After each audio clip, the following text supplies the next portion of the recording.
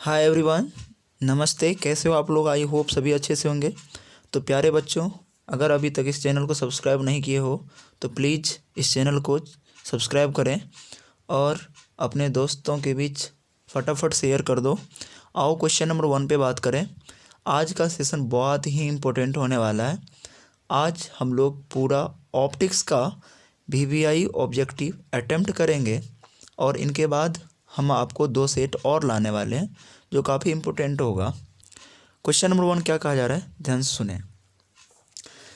मैं एक और रिक्वेस्ट करूँगा, अगर अभी अब तक आपने ग्रुप में नहीं आए हो तो प्लीज़ मैं नीचे जो लिंक दे रहा हूँ उसके थ्रू आप ग्रुप में जुड़ जाइए कि मैं वहाँ पे आपको एग्ज़ाम रिलेटेड फैक्ट से हेल्प कर पाऊँ। ठीक है, आ जाओ। क्वेश्चन नंबर 1, किसी प्रिज्म की वर्ण विक्षेपण क्षमता डिपेंड करती है। ठीक है, वर्ण विक्षेपण क्षमता यानी कि कलर डिस्पर्सन पावर किस पे डिपेंड करती है। तो इसका आंसर क्या होगा, आप कमेंट बॉक्स में जल्दी जल्दी करते जाएं। क्वेश्चन नंबर 1 का आंसर बी होगा, प्रिज्म की सबस्ट्रॉन्स की नेचर पे डिपेंड करती है। चलो नेक्स्ट क्वेश्चन नंबर 2 पे क्या कहा जा रहा है, ध्यान सुनना। ग्लास से एयर में जाती लाइट रे, ग्लास से कहाँ एयर में जाती लाइट रे का क्रिटिकल एंगल मिनिमम होता है। किसके लिए मिनिमम होता है? आंसर होगा वायलेट रे के लिए। क्वेश्चन नंबर 3 पे आ जाओ। वेवलेंथ के इंक्रीज के साथ साथ इंडेक्स का क्या होता है, या इंडेक्स की वैल्यू तो आपको पता होगा कि इंडेक्स इनवर्सली प्रोपोर्शनल होता है किसका? लैम्डा का। तो अगर लैम्डा इंक्रीज करेंगे तो किसी भी कलर का इंडेक्स डिक्रीज कर जाएंगे। आंसर इनका क्या होगा? B number. आ जाओ क्वेश्चन नंबर 4 पे। छोटे इंसिडेंट एंगल के लिए म्यू यानी कि इंडेक्स वाले बहुत ही थीन प्रिज्म का मिनिमम डेविएट एंगल कितना होंगे? इसका आंसर हो जाएगा option number B, mu -1 into ए।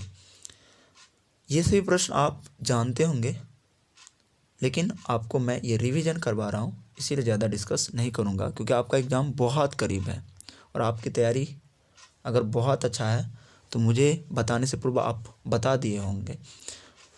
अगर आप गलत करते हो तो यहाँ दोबारा रिवीजन आपका हो जाता है और आप बोर्ड में गलती नहीं करोगे। इसीलिए इस वीडियो को देखो और अपने दोस्तों के बीच भी शेयर कर दो कि उन्हें भी काफ़ी फ़ायदा हो सके। 5 कहा क्या जा रहा है कि रेले के स्कैटरिंग ऑफ लाइट का मैग्नीट्यूड वेवलेंथ के समानुपाती होते हैं। साइंटिस्ट ने क्या बोला था रेले साहब ने? 1/λ⁴ का प्रोपोर्शनल होता है scattering of light, intensity of light. Yes या नो? यस।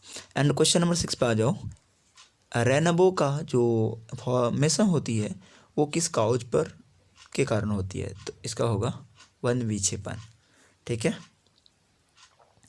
आ जाओ क्वेश्चन नंबर 7 पे। कहा जा रहा है कि फंडामेंटल जो है 1 डिग्री रेनबो बनता है, प्राइमरी रेनबो बनता है सन के लाइट का रेन ड्रॉप पर क्या होगा? एक बार अपवर्तन से, 2 बार अपवर्तन से, 2 बार अपवर्तन और 1 बार पूर्ण आंतरिक परावर्तन से। आंसर हो जाएंगे C number correct. Question number 8 पे क्या कहा जा रहा है? लाइट किस प्रकार के पार्टिकल्स के वाइब्रेशन से बना है? सभी बच्चे जानते होंगे इनका आंसर, कि इनका आंसर होगा ए, ईथर पार्टिकल्स। आप सभी बच्चे मेरे जवाब देने से पहले ना जवाब देते जाओ कमेंट बॉक्स में और अपने प्रश्न का आंसर मिलाते जाओ, कितने अटेम्प्ट कर पा रहे हो। ठीक है, क्वेश्चन नंबर 9 पे आ जाते हैं। लाइट के वेव मोशन प्रिंसिपल के अनुसार लाइट के वर्ण का जो है निर्णायक, मतलब 100% कलर्स की ये कलर ही होंगे, ये कौन सा लाइट का प्रिंसिपल करेगा? फैक्ट निर्णय कौन करेगा? Amplitude, speed of wave, frequency और फेज। आंसर हो जाएगा इसका फ्रीक्वेंसी, 100% फ्रीक्वेंसी। ठीक है, फ्रीक्वेंसी क्यों होगा सर? क्योंकि आपको भी पता है अगर लाइट एक मीडियम से दूसरे मीडियम में जाती है तो उनकी सिर्फ एक ही क्वांटिटी है जिसका नाम है फ्रीक्वेंसी, वो चेंज नहीं होता। एम्पलीट्यूड चेंज हो जाते हैं, फेज चेंज हो जाते हैं, डायरेक्शन चेंज होते हैं, वेलोसिटी चेंज हो जाते हैं, वेवलेंथ चेंज हो जाते हैं, बट फ्रीक्वेंसी चेंज नहीं होता। यानी फ्रीक्वेंसी पे डिपेंड करता है किसी भी लाइट की कौन सी कलर। आ जाओ 10 नंबर क्वेश्चन पे। लाइट के वेव मोशन प्रिंसिपल द्वारा किसकी एक्सप्लेन नहीं कर सकते तुम? आंसर है इनका फोटो इलेक्ट्रिक एमिशन, अर्थात आइंस्टाइन साहब जो प्रकाश विद्युत प्रभाव दिया था उसको आप हमेशा सिद्ध करोगे कण मानकर, प्रकाश को क्या मान के, पार्टिकल्स मान के। अगर आपने प्रकाश को वेव मान लिया ना तो कभी भी फोटो इलेक्ट्रिक इफेक्ट को प्रूफ नहीं कर सकते आप। ठीक है दोस्त, आ जाओ क्वेश्चन नंबर 11 पे। 11 नंबर क्वेश्चन पे क्या कहा जा रहा है, यदि लाइट सोर्स एक बारीक रेखा छिद्र, ठीक है, फिलिन के फॉर्म में हो तो इससे परिमित यानी फिनाइट डिस्टेंस पर उत्पन्न जो होगा वो कैसा होगा वेव फ्रंट? तो आंसर हो जाएगा इसका सिलिंड्रिकल वेव फ्रंट आपको प्राप्त होंगे। 12 नंबर क्वेश्चन पे आ जाओ। लाइट वेव को क्या कहा जा रहा है, ये लॉन्गिट्यूडिनल वेव मानने से निम्नलिखित में कौन सी फेनोमेना की एक्सप्लेन नहीं कर सकते तुम? तो ध्यान रखना, अगर आपने लाइट को लॉन्गिट्यूडिनल वेव मान लिया तो आप इसका रिफ्लेक्शन का 100% क्या करते हो, एक्सप्लेन कर देते हो, बट किसका नहीं कर सकते? सिर्फ पोलराइजेशन को आप व्याख्या नहीं कर सकते। यानी कि आप जब तक प्रकाश को ट्रांसवर्स वेव नहीं मानोगे तब तक ध्रुवन को 100% एक्सप्लेन नहीं कर सकते। क्वेश्चन नंबर 13 पे आ जाओ। क्वेश्चन नंबर 13 क्या कहा जा रहा है, अज्ञात अननोन शेप वाले सुदूर बहुत दूर प्रेजेंट सोर्स से आने वाली क्या कहा जा रहा है, लाइट का वेव फ्रंट होगा। बहुत दूर से लाइट आ रहा है तो यानी कि क्या कहोगे, इनफिनाइट डिस्टेंस पे, ऐसे ही तो सोच सकते हैं ना, सुदूर मतलब बहुत दूर, तो बहुत दूर से बिंदु स्रोत से लाइट आ रही है तो वो कैसा वेव फ्रंट का फॉर्मेशन करेगा? जल्दी से कमेंट बॉक्स में आंसर करो क्योंकि मैंने ये बताया था और ऐसे हज़ारों प्रश्न आपको पता है। चलिए, तो इनका आंसर हो जाएगा प्लेन वेव फ्रंट प्राप्त होगा। ठीक है दोस्त, अगर यहीं पे पॉइंट सोर्स होती और उससे फिनाइट डिस्टेंस पे पूछे जाते तो आप आंसर करते एस्पेरिकल, ठीक है, बट इनफिनाइट डिस्टेंस पे पूछा जा रहा है वेव फ्रंट तो हो गया प्लेन। आ जाओ 14 नंबर क्वेश्चन पे। लाइट की intensity inverse square log 1/r² मान्य होता है। आंसर होगा सिर्फ पॉइंट सोर्स के लिए। किसके लिए? पॉइंट सोर्स के लिए। आई होप आप यहाँ तक क्लियर समझ गए होंगे। क्वेश्चन नंबर 15 क्या कहा जा रहा है, ध्यान सुनना है। लाइट की किरण जब एक मीडियम से दूसरे मीडियम में गमन करती है ना तो कौन सा चीज़ नहीं चेंज होता? यार अभी तो मैंने बताया था, फ्रीक्वेंसी चेंज नहीं होती है, सब कुछ चेंज हो जाता है। क्वेश्चन तो बहुत अच्छा है बट बहुत आसान है, बट बहुत अच्छा है, बहुत आसान है बट बहुत अच्छा है, क्योंकि बिहार बोर्ड अब की बार अपना लेवल बहुत डिक्रीज करेंगे। कोरोना काल था ना, इसीलिए बहुत डिक्रीज करेंगे। हो सकता है इतने छोटे छोटे प्रश्न पूछे जाएंगे जो हम अनुमान भी नहीं लगा सकते, और ये वो बच्चे जवाब दे पाएंगे जो 9th-10th को अच्छे से पढ़े होंगे, क्योंकि बहुत लेवल गिरा देगा। ठीक है, बहुत अच्छे अच्छे प्रश्न पूछेंगे, बहुत आसान सा जो आप सभी बच्चे जानते ही होंगे। ठीक है, कोई भारी क्वेश्चन नहीं आ रहा है एग्जाम में, इसीलिए आपको डिप्रेशन में नहीं आना है, टेंशन वेंशन नहीं लेना है। जो होगा देखा जाएगा, मेरा कहना है जो होगा देखा जाएगा। अरे आपको किस बात की टेंशन, आपने तो मेहनत करा है। आ जाओ नेक्स्ट क्वेश्चन पे। एक वर्ण प्रकाश के दो सोर्स कोहेरेंट कहे जाते हैं जब उनकी इंटेंसिटी सेम हो, एम्पलीट्यूड सेम हो, फेज सेम हो, नन ऑफ दीज। तो आंसर क्या होगा, जल्दी कमेंट बॉक्स में करें। तो इसका आंसर हो जाएगा दोस्तों डी नंबर ऑप्शन। आ जाओ क्वेश्चन नंबर 17 पे। दो प्रकाश लाइट सोर्स कोहेरेंट है यदि ये जो तरंग उत्पन्न करते हैं ना वे हैं लगभग एक समान वेवलेंथ के, एक समान वेग के, एक समान तरंगाग के, निश्चित फेज डिफरेंस के। आंसर होंगे इसका निश्चित फेज डिफरेंस वाले। ठीक है दोस्त, निश्चित फेज डिफरेंस वाले इसका आंसर हो जाएगा। क्वेश्चन नंबर 18 पे आ जाओ, ध्यान सुनना क्या कहा जा रहा है। क्वेश्चन नंबर 18, दो सोर्स को कोहेरेंट तब कहा जाता है जब उसके फेज में इक्वल चेंजिंग हो रहा हो, फेज डिफरेंस कांस्टेंट है, फेज में वेरिएबल चेंजिंग होता हो, फेज में अनियमित परिवर्तन होता हो, रैंडमली चेंजिंग हो। आंसर हो जाएगा फेज डिफरेंस में रैंडमली चेंजिंग होता हो। आ जाओ 19 नंबर क्वेश्चन पे, वेव इंटरफेरेंस में होता है, अंततः एनर्जी का लॉस होता है, अंततः एनर्जी का ना तो लॉस होता है ना तो प्रॉफिट होता है, ना ही लॉस होता है, केवल एनर्जी का ट्रांसफॉर्मेशन होता है। सी नंबर ऑप्शन छूट गया है, कोई बात नहीं। डी नंबर ऑप्शन कहा जा रहा है, कुछ नहीं कहा जा सकता। आंसर होगा इनका बी नंबर।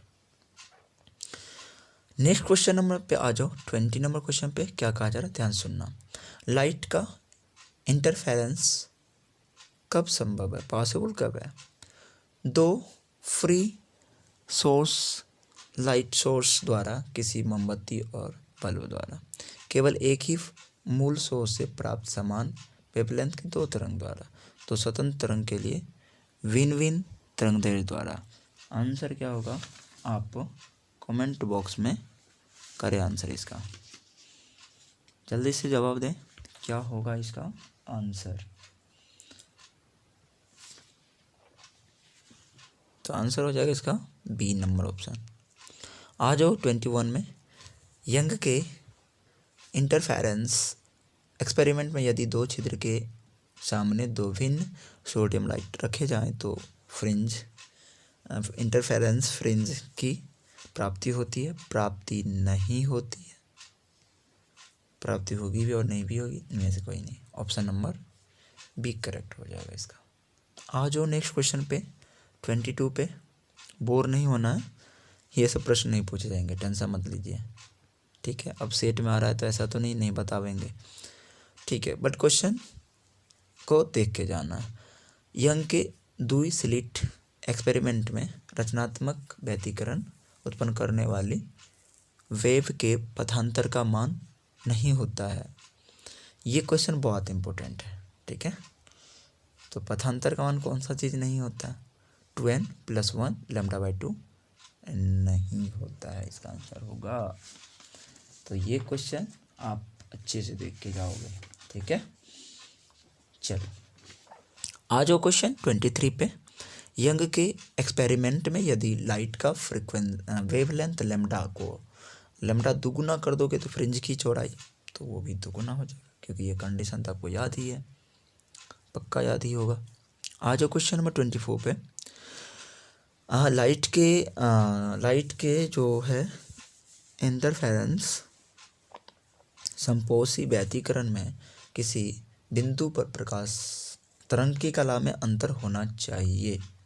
कितना अंतर होना चाहिए दोस्त? λ/2 का समगुणज होना चाहिए, λ/2 का विषम गुणज होना चाहिए, ये भी दोनों में से कोई नहीं, याद रखना λ/2 का समगुणज होना चाहिए। क्वेश्चन नंबर 25 को देखो ध्यान से। फ्रिंज के चौड़ाई दूरी है केवल दो काली फ्रिंजों के बीच की, केवल दो ही चमकीली फ्रिंजों के बीच की। ऑप्शन नंबर 26 सी में किन्हीं दो क्रमवर्ती काली या चमकीली फ्रिंज के बीच नन ऑफ दीज। आंसर हो जाएगा किन्हीं दो क्रमवर्ती यानी कि लगातार डार्क और ब्राइट जो फ्रिंज है उनके बीच की, चलो सेपरेशन को बोलते हैं। 26 में रचनात्मक व्यतिकरण के लिए किसी बिंदु पर पहुंचने वाले दो तरंगों के बीच होना चाहिए शून्य का फेज अंतर। आ जाओ 27 नंबर क्वेश्चन पे। तो रचनात्मक में कलांतर समझ गए, 0 डिग्री होता है। आ जाओ 27 क्या कहा जा रहा है, ध्यान सुनना। जब सोर्स और जो स्क्रीन है ना उनके बीच की सेपरेशन इंक्रीज कर दी जाए तो फ्रिंज की चौड़ाई क्या होगी, तो फ्रिंज की चौड़ाई घट जाएगी। ठीक है, 28 में आ जाओ। क्वेश्चन क्या कहा जा रहा है, दो कला संवर्त यानी कोहेरेंट सोर्स के कारण लाइट की इंटरफेरेंस में फ्रिंज की चौड़ाई होती है। आपको पता है कि लैम्ब्डा का प्रोपोर्शनल होता है, अरे बीटा इक्वल टू, आप पढ़े थे ना, लैम्ब्डा कैपिटल डी बाई, तो यही तो है फार्मूला। तो देखो तो बीटा प्रोपोर्शनल हो गया ना लैम्ब्डा का। आ जाओ क्वेश्चन नंबर नेक्स्ट, एक पतले फिल्म के रंग का कारण क्या है, व्यतिकरण है, इंटरफेरेंस है। 30 नंबर क्वेश्चन, यदि प्रकाश वेवलेंथ लैम्ब्डा दो कोहेरेंट सोर्स के बीच की सेपरेशन डी तथा स्क्रीन एवं सोर्स के बीच की सेपरेशन कैपिटल डी हो तो इंटरफेरेंस प्रिज्म की विपरीत है, निम्नलिखित में संबंध बताओ। तो इसका आंसर हो जाएगा, अभी मैंने आपको बताया था, lambda capital D by small D, this is a beta. Okay, चलिए, आई होप आप समझ गए होंगे। आ जाओ 31 पे, बहुत अच्छा क्वेश्चन है ये क्वेश्चन देख के जाना अच्छे से, उससे भी इम्पोर्टेंट ये है, बच्चा वाला प्रश्न है। ठीक है, और अब की बार तो वही प्रश्न पूछे ही जाएंगे, इजी लेवल और थोड़ा मॉडरेट। ठीक है, अभी क्वेश्चन सेट करने वाला भी ना दंग है कि क्या दे से बच्चों से बन जाए, क्योंकि बच्चों ने तो बहुत ज़्यादा पढ़ा नहीं होगा, पूरा सिलेबस कवर नहीं हुआ होगा। बट मैंने तो पूरा सिलेबस कवर किया, पर मैं अपना बात छोड़ के और भी करूँ तो बहुत से ऐसे बच्चे होंगे जो नहीं भी पढ़े होंगे, तो सबको देख के चलना पड़ेगा, बोर्ड तो सबके लिए है। आ जाओ 31 पे, यंग के व्यतिकरण प्रयोग में कोहेरेंट सोर्स के बीच की सेपरेशन 1 मिलीमीटर है और इनसे प्राप्त फ्रिंज की जो चौड़ाई है वो 5 mm है। 20 mm चौड़ाई के फ्रिंज को प्राप्त करने के लिए सोर्स के बीच की सेपरेशन होनी चाहिए। दोस्त, अभी आपने पढ़ा था ना कि beta is proportional to the 1/SD, यही ना, तो आपको यही डी का वैल्यू दिया है, किसका, डी का वैल्यू। तो आप क्या करोगे ना, क्या कहते हैं, नहीं डी की वैल्यू नहीं, फ्रिंज की चौड़ाई दिया हुआ है, तो आप करोगे क्या, ऐसे लिखोगे बीटा 1/बीटा 2, तो क्या होगा इसका 1/D1/1/D2 होगा ना, तो ये इन्वर्स हो के मल्टीपल हो जाएंगे, तो D2 क्या हो जाएगा, D1 हो जाएगा। अब यहाँ पुट कर दो, तो क्या करोगे, ये फार्मूला क्या हो गया, बीटा 1/बीटा 2 इक्वल टू D2/D1, ये सूत्र आ गया, आप समझ गए होंगे। अब आप क्या करो ना कि बीटा 1 की वैल्यू तुम्हें गिवन है, इसकी वैल्यू गिवन है कितना, 5 mm, एंड बीटा 2 की वैल्यू गिवन है 20 mm, है ना दोस्त। ठीक है, अब मुझे ये बताओ, ये D1 की वैल्यू गिवन है, D1 की वैल्यू गिवन है, कितना गिवन है, 1 गिवन है, तो इक्वल टू तुम D2/1 लिख सकते क्या, यस। अब क्या करो ना, 20 से इसमें डिवाइड कर दो, तो कितने मरतबे कटेंगे, पक्का आपका कट के आया होगा 0.25, तो आंसर कितना हो जाएगा, आंसर तो 0.25 mm होगा। देखा कितना आसान सा सवाल है ना, बहुत बच्चा लेवल सवाल है। 32 नंबर क्वेश्चन पे आ जाओ, 0.01 इंटू 10⁻² मीटर से सेपरेट दो कोहेरेंट सोर्स से 0.6 इंटू 10⁻² मीटर फ्रिंज स्रोत से 1 मीटर की सेपरेशन पर्दे प्राप्त होती है। व्यवहार किए गए लाइट का वेवलेंथ, बहुत सिंपल क्वेश्चन है यार, लैम्ब्डा निकालना, पुट कर दो उसी सूत्र में, beta equal to lambda small D, sorry capital D by small D, put करो और आप आसानी से आंसर पाओगे, 6 इंटू 10⁻⁻7 मीटर, बहुत सिंपल है, करके देख लो, है ना। आ जाओ 33 पे, जब 4000 एंगस्ट्रम वेवलेंथ वाले लाइट का व्यवहार किया जाता है ना, तब 1 मिलीमीटर चौड़ाई की फ्रिंज सोर्स से 1 मीटर की डिस्टेंस पर पर्दे पर प्राप्त होती है, तो दो कोहेरेंट सोर्स के बीच की विलकॉग ज्ञात करें, यानी सेपरेशन ज्ञात करें। और बहुत सिंपल यार, बना के देखो मज़ा आ जाएगा। ठीक है, और मुझे लगता है कि आप करना इन्हें, और सिंपल क्वेश्चन होगा, 0.4 मिलीमीटर आंसर आ जाएंगे आपको। आ जाओ 34 पे, व्यतिकरण करते दो लाइट वेव की फ्री जो इंटेंसिटी है 9:4 है, तो बताइए अधिकतम और न्यूनतम, मैक्सिमम और मिनिमम इंटेंसिटी का रेशियो। सिंपल क्वेश्चन कर लोगे फटक से, 25:1 हो जाएगा। टू कोहेरेंट, चलो इसमें समय गवाए ना नहीं है, बहुत इजी इजी सवाल है तो कर लोगे तुम।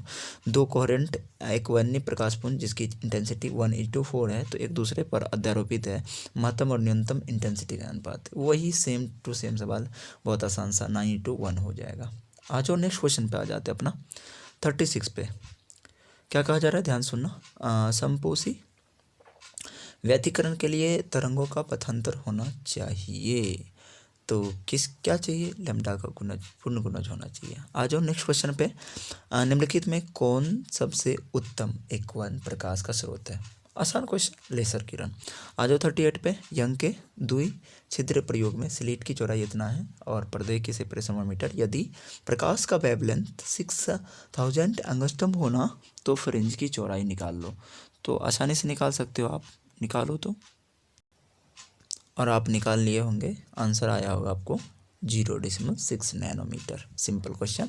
39 नंबर क्वेश्चन पे आ जाओ। जब वाटर की सरफेस पर तेल की जो ड्रॉप है ना वो फैल जाती है तो सनलाइट में अनेक बहुत ही सुंदर सुंदर वर्ण दिखने लगते हैं, बहुरंगी दिखता है। इसका मेन काउज क्या है जानते हो दोस्त, मेन काउज बताओगे। हाँ, इंटरफेरेंस। आ जाओ क्वेश्चन 40 पे। यंग के दो रेखा छिद्र वाले प्रयोग में देखे होंगे आपके, चौड़ाई समान है और सोर्स द्वारा रेखा छिद्र के सापेक्ष सममित रूप से गया है। केंद्रीय फ्रिंज पर इंटेंसिटी आई नॉट है। यदि एक रेखा छिद्र को बंद कर दिया जाए ना तो इस बिंदु पे इंटेंसिटी क्या होगी। अरे सिंपल क्वेश्चन, इंटेंसिटी 4 टाइम्स जो है ना डिक्रीज कर जाएंगे, तो आई नॉट अपॉन 4। कितना सिंपल क्वेश्चन है ना। 41 पे आ जाओ। 41 कितना सिंपल है, देखो क्या कहा जा रहा है। यदि यंग के दो रेखा चित्र वाले एक्सपेरिमेंट में रथ प्रकाश स्रोत को लाल से बदलकर ना बैगनी कर दोगे तो क्या होगा, क्या होगा, क्रमागत फ्रिंज एक दूसरे के निकट आ जाएगा। Simple question. आ जाओ 42 पे। जब प्रकाश की किरण एक माध्यम से दूसरे माध्यम में जाती है तो ये मुड़ जाता है, सबको पता है, 10th लेवल क्वेश्चन है और ये तो बोर्ड में पूछे जाएंगे। क्या कहा जा रहा है, आप गलती करोगे इस क्वेश्चन को, सुनो क्वेश्चन क्या है। जब लाइट की किरण एक माध्यम से दूसरे माध्यम जाती है तो मुड़ती है, यस मुड़ जाती है। इस क्रिया को क्या कहोगे, इस प्रोसेस को क्या कहोगे, अपवर्तन। बट थोड़ा सा भूल हुआ तो विवर्तन तुम लगा के आओगे, मिस्टेक नहीं करना। क्वेश्चन बहुत अच्छा है। 0 लेवल के सवाल तो ही गलती करते हो आप, हीरो लेवल सवाल तो सभी बनाते हैं, 0 लेवल में सब गलती करते हैं। पता हो कि भाई जब गलती हो जाती अरे वाह गलती हो गया, जानते तो थे हम भी। प्रकाश किरण के तीखे मोड़ पर मुड़ने के फेनोमेना, हाँ ये है विवर्तन, ये है विवर्तन, ठीक है। तीखे मोड़ पर मुड़ने के फेनोमेना विवर्तन है। आ जाओ 44 पे। फ्रेनेल डिस्टेंस ZF का वैल्यू होता है, simple question, a² upon lambda. आ जाओ 45 पे। लाइट वेव की जो नेचर होती है वो कैसा होता है, ट्रांसवर्सिव होता है, बूस्टर ने बताया था, ध्रुवन यानी पोलराइजेशन प्रिंसिपल से। आ जाओ 46 पे। क्या कहा जा रहा है, लाइट की जो ट्रांसवर्स वेव होती है उनकी पुष्टि कौन करती है। अरे यार अभी तो मैंने बताया था, बूस्टर ने बताया ध्रुवन सिद्धांत पोलराइजेशन प्रिंसिपल से। आ जाओ 47 पे। क्या कहा जा रहा है, बूस्टर का नियम है, अरे यार μ = 10 IV। 48 पे बहुत इंपॉर्टेंट क्वेश्चन ये सब। इनमें कौन सा चयनात्मक अवशोषण द्वारा समतल ध्रुवित प्रकाश देता है, क्वार्टज कांच भी देता है एंड पोलराइड भी देता है, तो ऑप्शन क्या करोगे, A एंड B करोगे। आ जाओ नेक्स्ट क्वेश्चन पे 49 नंबर क्वेश्चन। 49 नंबर, तीव्र लाइट से आंखों को हानि से बचाने के लिए चश्मे में क्या लगाते हो। अरे यार क्या लगाते हो, पोलराइड लगाते हो। धूप चश्मा क्यों पहनते हो, पोलराइड की बनी होती है ना। आ जाओ 50 नंबर, मानव नेत्र का भेदन क्षमता मिनट में होती है। मैं ये प्रश्न नहीं बताने वाला तुम्हें कमेंट बॉक्स में करना है कि इसका आंसर क्या होगा। मैं एक क्वेश्चन छोड़ रहा हूँ आपके HW के लिए।